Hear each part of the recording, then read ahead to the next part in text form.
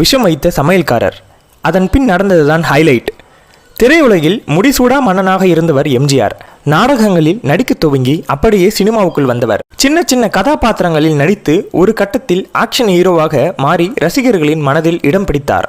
சினிமாவில் நல்ல கருத்துக்களை சொல்லி மக்களை தன் பக்கம் வளைத்தவர். ஏழைகளின் பங்காளனாக பல படங்களில் நடித்து தமிழகத்தின் முதலமைச்சராகவும் மாறினார். அதேபோல் எம்ஜிஆர் மிகவும் இரக்க சுபாவம் உள்ளவர், உதவும் குணம் கொண்டவர். இதற்கு உதாரணமாக பல சம்பவங்கள் நடந்ததுண்டு. எம்ஜிஆரை பார்க்க எப்பொழுதும் ரசிகர்கள் அவரின் வீட்டிற்கு வருவார்கள்.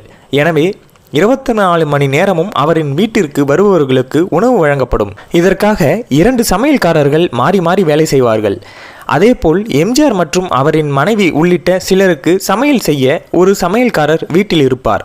ஒருமுறை எம்ஜிஆர் சாப்பிட அமர்ந்தபோது ஓடி வந்து அவரின் சமையல்காரர் அவரின் காலில் பிடித்து, என்னை மன்னித்து விடுங்கள், உங்கள் உணவில் விஷம்